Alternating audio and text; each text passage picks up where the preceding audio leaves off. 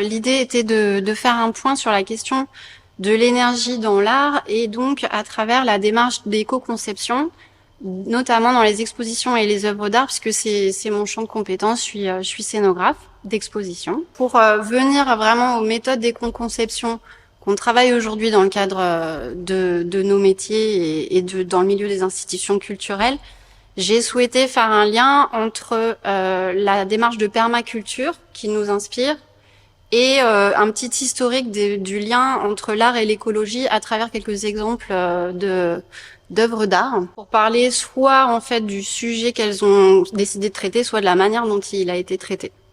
L'énergie, c'est une notion des plus transverses des sciences. Ces lois s'appliquent à l'ensemble des phénomènes connus, du Big Bang à la croissance d'un bébé humain, en passant par le fonctionnement des écosystèmes, le chauffage ou la fabrication d'une œuvre d'art et d'une exposition, sujet qui nous occupe ici.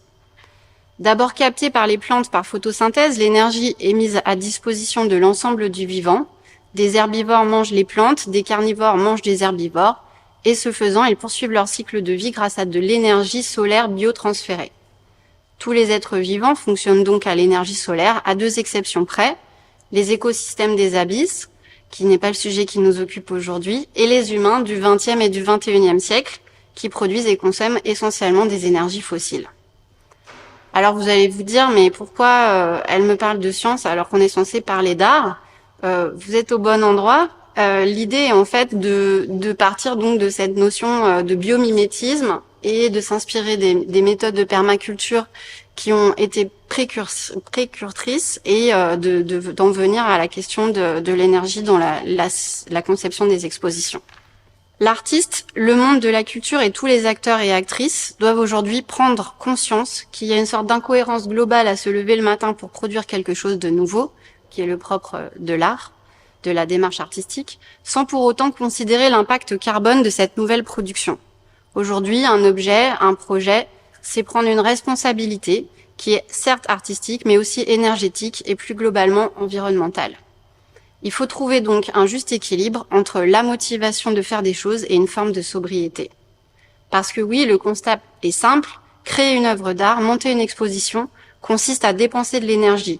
Déplacer à travers le globe, le plus souvent en avion, en camion ou en voiture, des artistes, des grandes quantités d'objets, les installer sur ou entre des murs temporaires construits le plus souvent avec des matériaux composites non recyclables, bourrés de toxiques et peints à l'acrylique, avant de jeter tout ça à la benne, une fois l'exposition terminée, sauf les œuvres bien sûr, stocker, faire voyager, recommencer.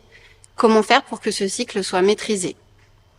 Il n'existe pas à ma connaissance, d'autres plus informés le disent aussi, comme par exemple l'association Art of Change 21 qui est créée à l'occasion de la COP 21, d'études précises sur l'impact global du marché de l'art sur le réchauffement climatique. Les institutions sont toutefois de plus en plus nombreuses à réfléchir à la question, et en s'inspirant ici du monde de l'entreprise, précurseur, comme on l'a vu dans la conférence précédente, dans la notion du cycle de vie du produit. Pour celles qui s'y penchent, difficile d'avoir les moyens d'investir dans des scénographies réutilisables ou des matériaux non polluants. Quand des alternatives existent, elles sont souvent plus chères. Comme ailleurs, le gaspillage est phénoménal, même si le recours au recyclage et au réemploi commence à se généraliser.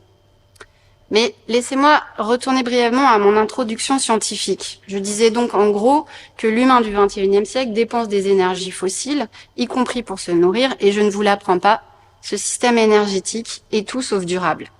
Chaque année apporte son lot de records de chaleur et les scientifiques sont unanimes, que ce soit dans le monde agricole ou celui de l'industrie, il va falloir ralentir, produire moins, moins vite et pour plus longtemps. D'un point de vue général, la capacité à stocker et à capter de l'énergie est l'une des clés du succès pour les écosystèmes et les êtres vivants. Aussi, la permaculture nous insiste à reprendre à notre compte cette stratégie gagnante dans la nature. Et c'est là où je veux en venir. Le parcours permaculturel, qui peut inspirer la démarche d'éco-responsabilité du monde de l'art, commence avec l'éthique et le principe de conception et progresse à travers les domaines clés nécessaires à la création d'une culture durable. La trajectoire qui évolue en spirale raccorde ces domaines et progresse depuis le cadre personnel et local jusqu'au collectif et au global. Je citerai ici le petit traité de permaculture institutionnelle édité par le directeur du Palais de Tokyo, Guillaume Dessanges, qui nous dit « Les artistes sont depuis toujours les championnes et les champions de l'adaptation, sachant optimiser les ressources à leur disposition, sublimer le réel et créer des mondes à partir de rien ou de peu. L'art a beaucoup à nous apprendre en termes d'autonomie, de réflexion critique sur les matériaux, de durabilité, de recyclage, de précarité comme force et de créativité dans la simplicité. Pour que la transition écologique ne reste pas uniquement partielle ou cosmétique, il me semble donc qu'elle doit s'inspirer de cette pensée artiste, de cette formidable plasticité des imaginaires. Je vous propose donc de faire un petit tour sans faire un MOOC sur l'art et l'écologie, puisque le Centre Pompidou en a mis en ligne un excellent que je vous conseille, mais un rapide tour du rapport entre art et écologie, un distinguo entre ces différentes formes et déclinaisons qui nous permettra de mieux cerner la démarche d'éco-conception qui peut en découler. On a d'abord, je me cantonne bien sûr à l'art moderne et contemporain, mais dans les années 60-70, des artistes précurseurs de ce genre de réflexion ont travaillé dans ce qu'on appelle un mode de land art, qui a été le fer de lance de cette pensée écologique dans l'art. Représenté brillamment par des artistes comme Franz Krasberg et Robert Smithson, dont je vous présente ici des exemples d'œuvres. Franz Krasberg, qui a beaucoup travaillé notamment en Amazonie, fait par exemple des totems sculpturaux à partir de troncs d'arbres calcinés lors d'opérations de déforestation dans l'Amazonie, ou Robert Smithson, qui a construit cette spirale à partir du sel dans un lac aux États-Unis, et qui est d'ailleurs une œuvre qui a vraiment s'est étalée dans le temps, puisqu'elle a été recouverte pendant 30 ans après sa création par la montée des eaux, puis redécouverte au moment où les eaux sont redescendues. L'évolution de ce mode de relation entre nature et écologie prend aussi d'autres formes aujourd'hui qui sont ce que j'appelle l'art écologiste, donc l'art qui cherche à explorer l'interdépendance des actions humaines avec le vivant et ainsi à changer notre regard. Un des exemples donc, que je peux vous présenter, c'est le travail de Nicolas Floch, qui révèle un monde invisible en prenant le paysage sous-marin comme sujet et qui rompt les codes habituels du genre.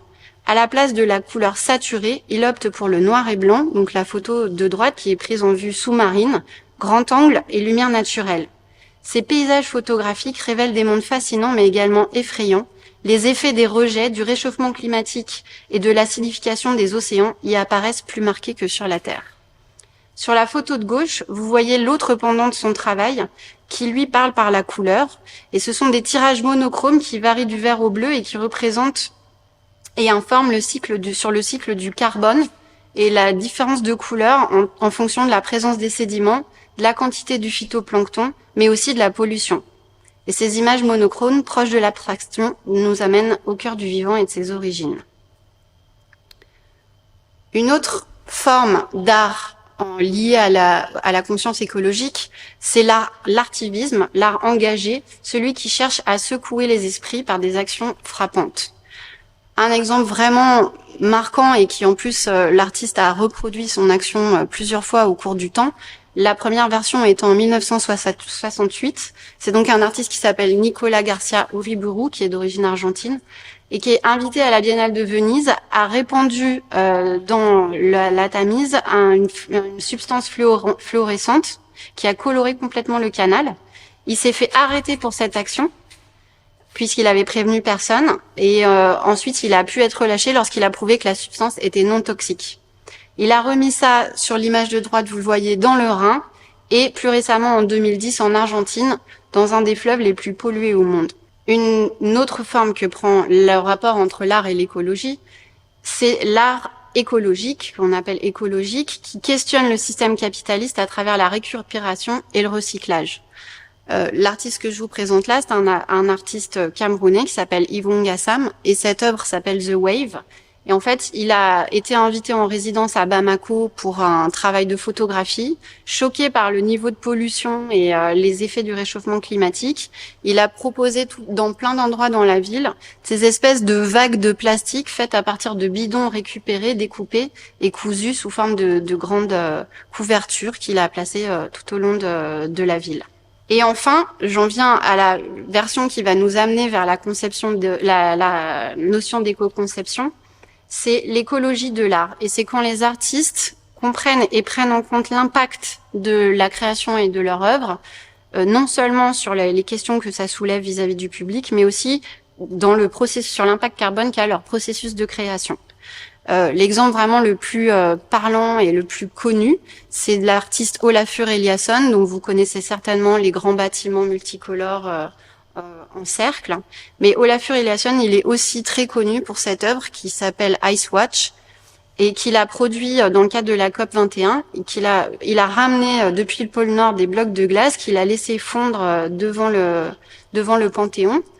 Et donc cette action vraiment marquante pour les gens a à la fois beaucoup posé de questions, parce que est-ce que pour dénoncer le réchauffement climatique, on transporte depuis une destination très lointaine des gros blocs de glace, quel est l'impact écologique de la production de cette œuvre? Et en fait, il a fait évoluer sa pensée, qui était au départ de créer des œuvres pour dénoncer, et ensuite il a mis, à la suite de cette œuvre aussi, tout en place, un travail en place au niveau de son studio pour réduire sa consommation énergétique dans son processus de création. Et sa dernière rétrospective à la Tate à Londres en 2019 ne comprenait par exemple que des œuvres issues de collections européennes acheminées par bateau et par train, histoire d'en limiter le coût environnemental. Se pose ainsi donc cette démarche qui commence à prendre pied dans le monde de l'art, de la balance entre l'impact public du message et la production de l'œuvre. Les indicateurs sur la santé de la planète sont au rouge. En 2023, on a chassé les statistiques de 2022, qui était désignée l'année la plus chaude jamais enregistrée.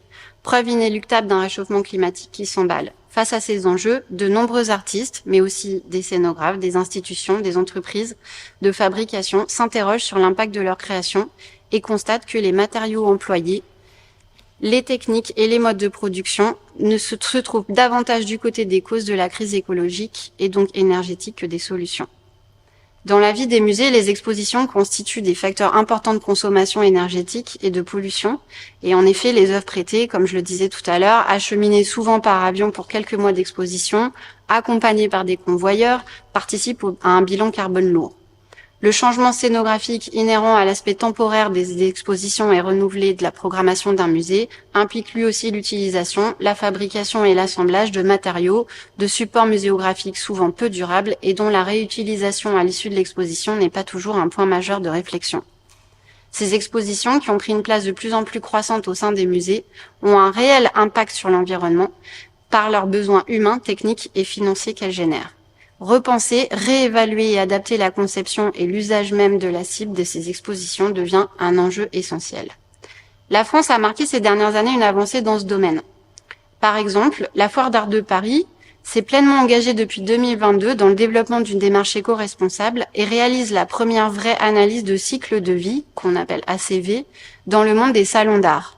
Cette démarche pionnière, confiée à une agence qui s'appelait le Carbon Prod, qui vient plutôt du milieu du cinéma, a permis, grâce à ses actions entre 2021 et 2022, d'enregistrer une baisse de presque de la moitié des déchets du salon.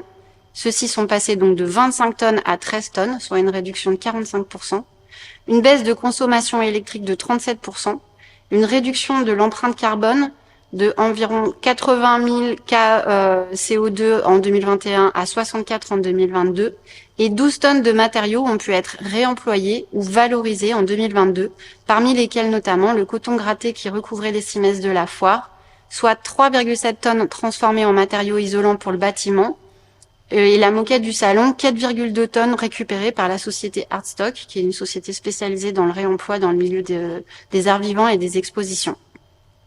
De son côté, Art of Change 21, dont je parlais tout à l'heure, qui est une association qui relie l'art contemporain et ses grands enjeux environnementaux, a créé un nouveau prix, un prix Art Éco-Conception, qui vise à promouvoir des pratiques éco-responsables dans la pratique artistique et la création, et réunit pour la première fois des artistes et des experts.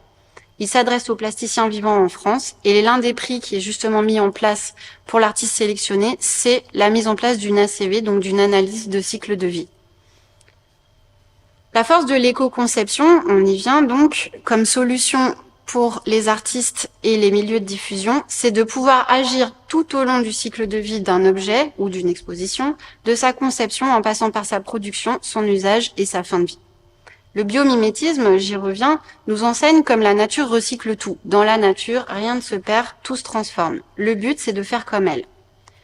L'exposition notamment multi-support, tire sa spécificité de la multitude des registres qu'elle convoque. Objets, textes, images, scénarisation, scénographie, mise en lumière, audiovisuel, prestations périphériques, mais aussi de l'autonomie qu'elle acquiert vis-à-vis de son producteur, puisqu'à sa création, elle fait l'objet d'un processus d'adaptation au lieu, son diffuseur, puis d'appropriation par le public auquel elle se confronte. Et surtout, par sa nature intrinsèque d'écosystème, elle est vouée à générer et à semer ses propres graines.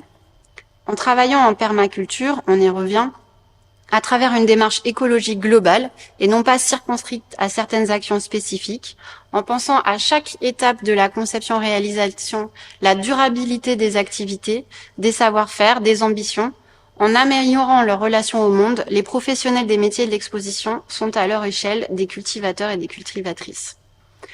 Je vous ai exposé deux petits schémas. En fait, ce qui sont intéressants, c'est un schéma de permaculture d'action pour un mode de vie soutenable qui date de 1978, qui montre ce côté cyclique du recyclage de la permaculture dans la nature. Et à côté, la roue de Brézé sur les étapes stratégiques de l'éco-conception. On voit bien qu'on est sur les mêmes principes et sur les mêmes enjeux, qui est de penser dès le développement du nouveau concept à la fin de vie du produit ou de l'exposition.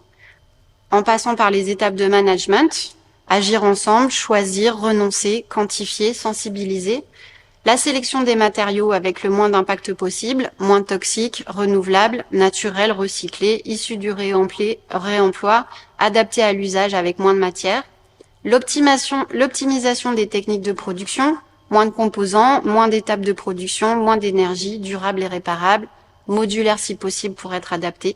L'optimisation de la logistique, moins d'emballage, taux de remplissage dans les transports, mode de transport vertueux, on l'a dit tout à l'heure, c'est ceux qui ont le plus d'impact, trajet réduit, itinérance optimisée.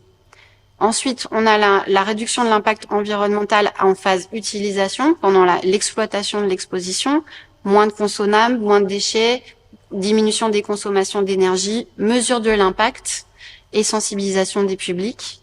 L'optimisation de la durée de vie par la prolongation des durées d'exposition ou le partage ou la circulation. Et enfin, l'optimisation de la fin de vie du projet, qu'il soit démontable, séparable pour un tri optimisé, recyclable, en boucle fermée ou en réemploi anticipé. Et donc, là, on revient sur cette histoire de cycle de vie qui est aussi aujourd'hui les questions qui se posent à une échelle plus large. On parlait tout à l'heure dans la conférence précédente des réseaux. La solution nous apparaît aujourd'hui sur une démarche écosystémique, structurée et une intelligence collective. Et je vais citer ici Robert Janes, qui est l'ancien directeur du Glenbow Museum de Caligari, qui dit « Les musées sont éminemment qualifiés pour aborder le changement climatique pour diverses raisons, en plus de leur vision profonde du temps qui passe. Ils sont ancrés dans leur société, ils sont un pont entre la science et la culture, ils témoignent en rassemblant des preuves et des connaissances qu'ils ont la charge de faire connaître, ils sont des conservatoires des pratiques durables qui ont guidé notre espèce pendant des millénaires. Ils sont compétents pour rendre l'apprentissage accessible, engageant et amusant. Et enfin, ils sont parmi les environnements de travail les plus libres et créatifs au monde. De plus en plus de musées décident donc de s'emparer de ce rôle de pédagogie et d'information quant aux enjeux climatiques actuels en réalisant des expositions qui invitent à réfléchir à ces questions ou alors qui innovent dans leur conception et leur réalisation afin de réduire toujours plus leur empreinte écologique et énergétique. C'est pourquoi il faut repenser l'écosystème dans sa globalité, c'est-à-dire les modes d'interrelation complexes entre les acteurs-actrices de la chaîne des métiers impliqués à chaque étape du cycle de vie d'une exposition. Croire aux dynamiques de coopération comme moteur de mutation profonde, mutualiser les compétences et les expériences. Au-delà des démarches individuelles des artistes, des studios et des institutions, des associations se créent pour réfléchir ensemble aux méthodologies et porter haut les réflexions ainsi de proposer des cadres, des outils communs d'évaluation, voire des législations. Là, je vous ai mis quelques exemples des outils qui ont été développés ces 10 dernières années. La plupart datent plutôt récemment des 5 dernières années. On a des groupes de travail qui viennent notamment du Canada. Le Canada, ils sont toujours un petit peu en avance sur nous sur ces réflexions. Au Québec, il y a une association qui s'appelle Écocéno et qui accélère la transition écologique en propulsant l'économie circulaire dans le secteur culturel. Elles offrent des solutions pour améliorer l'impact environnemental des productions. Et fondées en 2019, elles ont depuis en 2020 ouvert une boutique en ligne de matériaux recyclés ou réemployés, un espace d'entreposage pour faire circuler ces matériaux. Elles donnent des formations en éco-conception et en éco-responsabilité au secteur des arts vivants. Aujourd'hui, elles entament même des collaborations avec des porteurs de savoirs autochtones afin d'enrichir leur approche en éco-conception en nourrissant les liens avec la nature et le territoire. On revient à notre similitude avec la permaculture et les savoirs ancestraux. En France, en 2020, le collectif Les Augures a rassemblé 4 experts du monde de l'art, de l'innovation et de l'économie circulaire. Et elles font ce même travail, mais avec un processus de groupe de travail, dont je fais partie pour l'un d'entre eux, qui s'appelle le Lab Scénographie, et qui est un programme collaboratif prospectif pour penser l'éco-scénographie dans le champ du spectacle vivant et de l'exposition. Ce sont des petits groupes de travail qui impliquent tous les acteurs de la chaîne de la création des expositions, donc des gens de Paris Musée, de la BNF, des décideurs, des artistes, des scénographes, mais aussi des gens qui fabriquent les expositions. Et par exemple, une des thématiques du groupe de travail dont je fais partie, c'est comment, dans les marchés publics, créer des cahiers des charges qui soient contraignants pour toute la démarche d'éco-conception dans toute la chaîne de production des expositions. Enfin, je finirai mon exposé du jour par la présentation d'une œuvre d'art qui, pour moi, est une synthèse de tout ce que j'ai énoncé précédemment, qui est le travail d'un artiste qui s'appelle Julien Charrière, un franco-suisse. Son travail, donc cette photo représente une exposition qu'il a menée à la Fondation Langen en Allemagne en 2022, qui s'appelle Control Burn. Et c'est vraiment une exposition complète qui réunit toute cette démarche. Le travail de Charrière explore les idées sur la nature et sa transformation au cours du temps géologique profond ainsi que de l'histoire humaine. Abordant des questions écologiques urgentes, son travail découle souvent des travaux de terrain dans des endroits éloignés, présentant des identités géophysiques aiguës, telles que les volcans, les champs de glace, les plantations de palmiers à huile et des sites sous-marins radioactifs. Une réflexion sur les mythes et les politiques de l'exploration à l'ère de la mondialisation est au cœur de sa pratique. Travaillant à travers les paradigmes médiatiques et conceptuels, Charrière collabore fréquemment avec des compositeurs, des scientifiques, des ingénieurs, des historiens de l'art et des philosophes.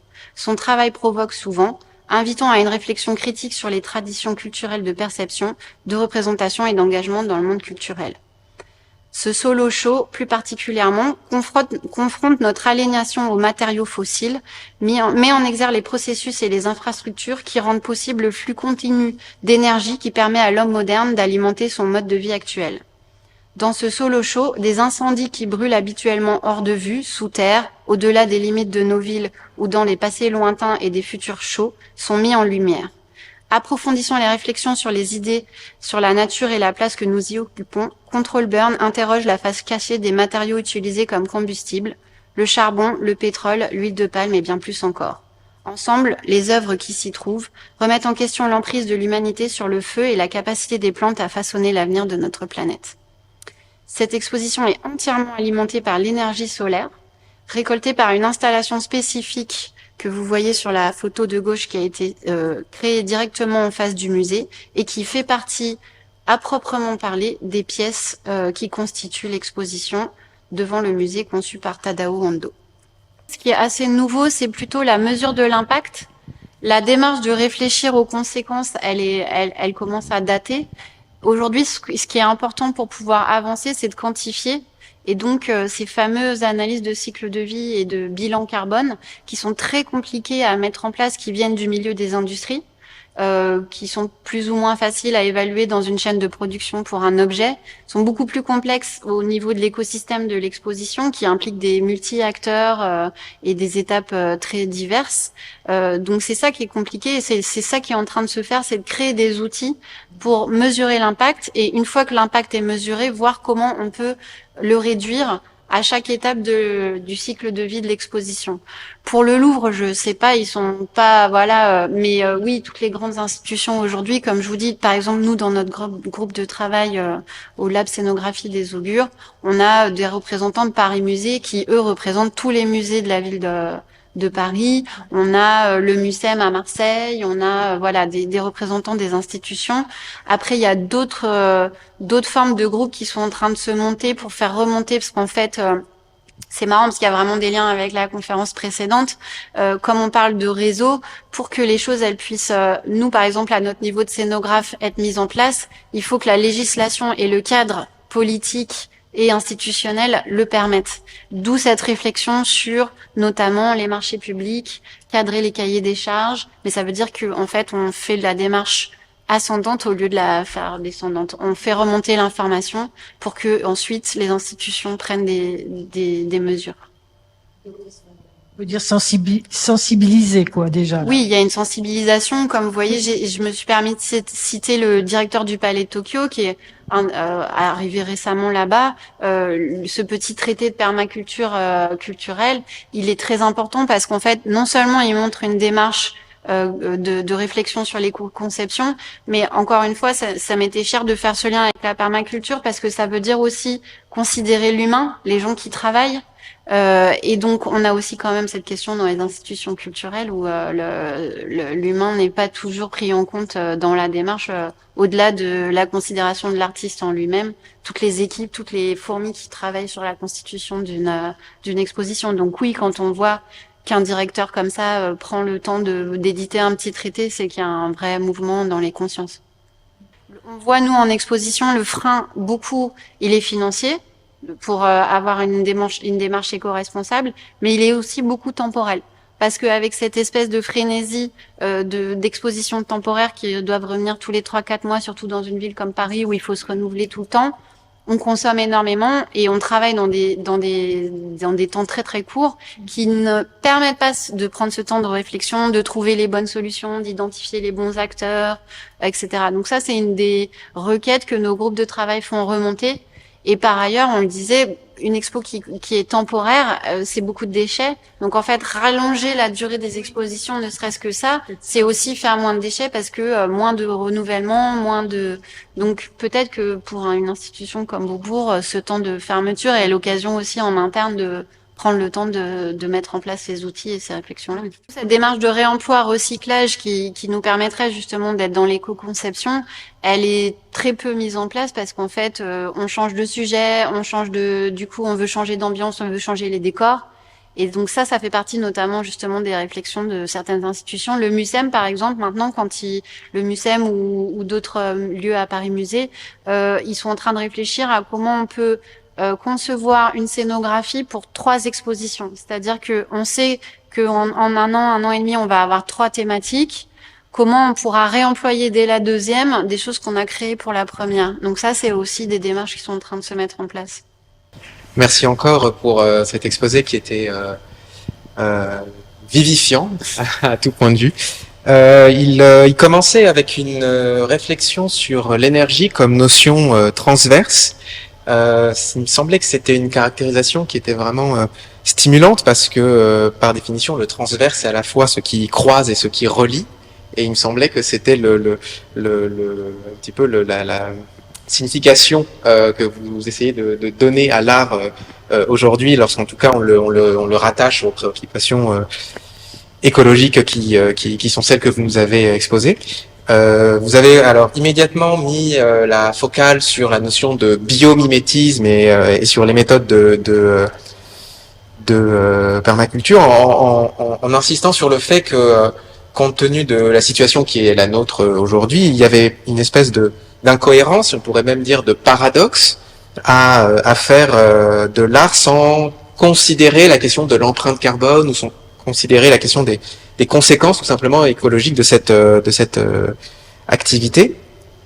Et en fait, ce raisonnement un petit peu général vous a conduit à immédiatement mettre la focale sur les conséquences concrètes de tous les événements artistiques, des expositions, de toutes les organisations de cette nature. D'où une question qui a émergé dans votre exposé. De quel levier dispose-t-on pour mesurer l'impact du marché de l'art aujourd'hui, l'impact écologique, je veux dire, du marché de l'art aujourd'hui? Et j'ai trouvé assez troublant qu'il n'y ait aucune étude qui le prenne pour objet ou qui le détermine. Alors est-ce que c'est parce que on part du principe que c'est un impact qui est négligeable, ou est-ce que c'est parce qu'il y aurait quelque chose de tabou à l'idée de faire porter à la production artistique elle-même une part de la responsabilité écologique qui incombe à nos sociétés? Donc c'était en tout cas un questionnement intéressant qui était vraiment soulevé par votre exposé. Et en tout cas, il a proposé une espèce de, pourrait-on dire, de solution dans la compréhension de l'artiste qu'il en propose. Parce que l'artiste, pour vous, c'est, vous repreniez les mots d'un artiste lui-même, c'est un champion de l'adaptation. Et donc ça veut dire que, à tout prendre, c'est vraiment du côté de l'art qu'il faut espérer trouver une solution aux difficultés écologiques qui sont les nôtres aujourd'hui, beaucoup plus que du côté du technosolutionnisme ou du côté de la science ou de l'industrie. Et c'est un discours qu'on entend relativement rarement. En tout cas, moi, j'y étais peu exposé, donc j'ai été content aujourd'hui de pouvoir voir dans l'art une espèce de promesse, peut-être beaucoup plus puissante, parce que beaucoup plus féconde que les scénarios un peu de science-fiction souvent qu'on nous propose, avec des techniques qui paraissent, dont on en a aussi un peu parlé cet après-midi, beaucoup plus souvent dangereuses que le mal elles-mêmes qu'elles sont censées résoudre. Mais la question à partir de ce constat-là de la puissance de l'artiste peut-être à assurer un rôle fondamental dans la transition écologique, c'est concrètement comment faire, quelle voie suivre. Et vous nous avez donc montré plusieurs possibilités artistiques, plusieurs moyens de réaliser ce projet. Donc le premier, c'était une tentative d'éduquer l'œil à voir la nature comme une œuvre d'art, avec ensuite donc le développement, j'imagine, de ce qu'on pourrait appeler une axiologie, d'un respect à l'égard de cet objet, comme on peut avoir une admiration ou une fascination pour une toile, une peinture, une œuvre musicale, ou que sais-je. Vous avez ensuite insisté sur ce que vous avez appelé l'art écologiste, donc qui consiste à faire valoir notre indépendance, enfin notre interdépendance vis-à-vis de la nature. Et ça m'a fait penser à une citation de Spinoza qui dit, un philosophe du XVIIe siècle, qui explique que l'homme n'est pas un empire dans un empire, c'est-à-dire il n'est pas un système clos dans un autre système clos, mais au contraire un individu qui est en constante interaction avec ce milieu-là, et donc on peut pas l'en prélever. Il faut au contraire apprendre à voir qu'on est toujours lié à cet ensemble. Simplement, il me semblait qu'ici il y avait peut-être une contradiction qui se dessinait par rapport à la première définition de possibilité artistique que vous nous avez proposée, parce que si on apprend à voir la nature comme une œuvre d'art, on va aussi apprendre à voir les dégâts qu'on a causés dedans, et donc ça va être très difficile de la considérer comme quelque chose de beau en soi, et on va immédiatement avoir le sentiment que nous sommes les premiers dans la dégradation qui a été celle-ci. Donc il y a aussi un effet direct sur nous. Une troisième caractéristique qui me semblait intéressante, c'est l'artivisme, si j'ai bien compris. L'artivisme, pardon, qui consiste donc à avoir une conception plus politique, donc faire de l'art pour secouer ou provoquer les consciences et stimuler donc des réactions, frapper les esprits par la production artistique. Et ensuite l'art écologique qui permet de questionner le système économique, social, politique dans lequel nous évoluons, et sa responsabilité encore une fois dans le problème écologique, en faisant justement des œuvres à partir de la récupération, on pourrait dire, des déchets ou des dégâts qu'il a occasionnés. Et à partir de cette exposition, dans les différentes possibilités artistiques qui s'offrent à nous, vous avez montré qu'il y a des avancées dans la manière d'organiser l'exposition de l'art aujourd'hui. Donc vous avez montré qu'en France, elles sont nombreuses. Mais surtout, ce qui m'a semblé intéressant, c'est que vous avez insisté sur le fait qu'elles ne se situaient pas simplement à l'échelle législative ou générale, mais qu'en fait, elle était médiée à différents niveaux ou à différents seuils. Vous avez insisté sur le fait que le mouvement associatif, collaboratif, collectif était vraiment très important. Vous avez cité par exemple, alors là, je l'ai plus sous les yeux. Écocéno et les augures. Voilà, c'est ça, par exemple, tout à fait. Et ça a donné lieu d'ailleurs à une interrogation pertinente et particulièrement stimulante pour nous, parce que la question c'était de savoir quelle place les musées pouvaient occuper à titre d'acteurs institutionnels dans ce réseau-là, et donc vous nous avez expliqué qu'ils étaient engagés aujourd'hui dans des politiques vraiment de mise en avant et de sensibilisation pour répondre à l'enjeu écologique. Ce qu'on pourrait retenir, je crois, surtout de votre proposition aujourd'hui, c'était cette idée que la nature, c'est par définition un cycle qui recycle tout, et que donc si on veut prendre au sérieux cette idée de biomimétisme, il va falloir faire comme elle, et donc apprendre à agir tout au long du processus de production pour à chaque fois nous assurer donc de la viabilité de nos process artistiques, d'exposition, de tous les réseaux que l'exposition va emprunter. Et le point sur lequel vous avez beaucoup insisté, et je terminerai là-dessus, c'est l'idée qu'il y a une véritable fécondité à agir de la sorte, contrôle à chaque étape, fécondité dont les scénographes sont les récepteurs, en tout cas les semeurs. Vous disséminez un petit peu ces graines-là, parce que c'est aussi les conditions pour que l'art puisse se renouveler et avoir les effets que vous appelez de vos voeux. Et ce qui me semblait surtout important, c'était de conclure, comme vous l'avez fait, sur le fait que, bien sûr, les scénographes ont un rôle important à jouer dans cette démarche, mais qu'en fait, elle est écosystémique, c'est-à-dire qu'elle doit être beaucoup plus inclusive dans la nature des acteurs, des groupes qui entrent dans cette action.